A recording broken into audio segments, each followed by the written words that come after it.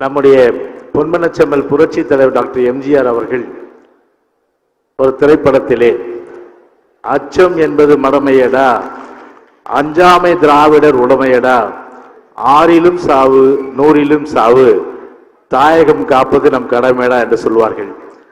அந்த வகையில் இன்றைக்கு நம்முடைய கழகத்துடைய பொதுச் செயலாளர், வருங்கால முதலமைச்சர், நம்முடைய புரட்சி தலைவர்களுடைய அந்த எண்ணப்படி கருத்துப்படி தாயகம் காக்க வேண்டும், அதிலும் கழகத்தை காக்க வேண்டும் என்ற வகையிலே நம்முடைய மாண்புமிகு முன்னாள் அமைச்சர் சண்முகம் குறிப்பிட்டது போல எத்தனையோ சோதனைகள், எத்தனையோ அளவிற்கு நம்முடைய அரசியல் எதிரிகளால் கழகத்திற்கு கொடுக்கப்பட்ட அந்த துன்பங்களை எல்லாம் தாங்கி எத்தனையோ மேடு வெள்ளம் வழியிலே உன்னை இடர வைத்து தள்ள பார்க்கும் குழியிலே அத்தனையும் தாண்டி காலை புண்ணுவேரா என்ற சொல்லுக்கேற்ப நம்முடைய கழகத்தினுடைய பொதுச்செயலாளர் எடப்பாடியார் அவர்கள் ஒரு கழக சட்டத்திட்ட விதிகளின்படி கழக பொதுச்செயலாளராக ஏற்று இன்றைக்கு வழிநடத்தி கொண்டிருக்கின்ற ஒரு வரலாற்று சிறப்புமிக்க பொதுக்குழு. எனவே அப்படிப்பட்ட ஒரு வரலாற்று சிறப்புமிக்க பொதுக்குழு என்று சொல்லும் போது இன்றைக்கு கடந்த காலங்களை நம்முடைய அருமை சகோதரர் CVS சொன்னது போல புரட்சி தலைவர் மறைவுக்கு பிறகு புரட்சி தலைவி அம்மா அவர்கள் கழகத்தை வழி நடத்தினார்கள். புரட்சி தலைவி அம்மா அவர்கள் தன்னுடைய அந்த கருத்து என்பது அனைத்து இந்திய அண்ணா திராவிட முன்னேற்ற கழகத்திற்கு என்றைக்குமே அழிவில்லை.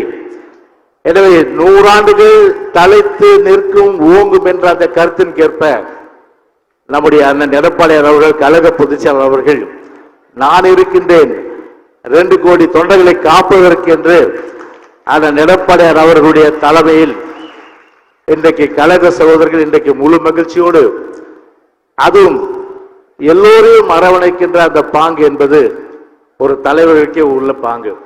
என அந்த வகையில் எல்லோரையும் அரவணைத்து கழகத்தை கட்டி காத்து வருகின்ற நம்முடைய கழகத்துடைய பொதுச் செயலாளர் அவர்கள் இன்றைக்கு இந்த பொதுக்குழுவை இன்றைக்கு அவர் சிறப்புரை ஆற்ற இருக்கிற நிலையிலே எனக்கு கொடுத்தது 5 நிமிஷம்.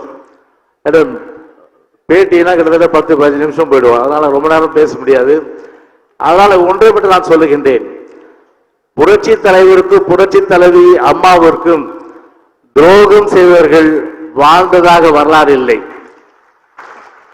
நம்முடைய இதே புரட்சி தலைவருடைய எம்ஜிஆர் மாளிகை, அந்த மாளிகை காலால் எட்டி உதைத்தவர்களுக்கு எது என்ன எல்லாம் நிச்சயமாக தெரியும்.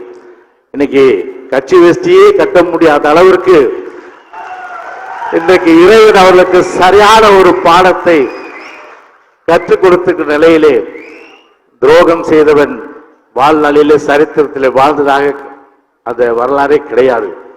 எனவே நம்முடைய அந்த நோக்கு என்பது 40 இலக்கு.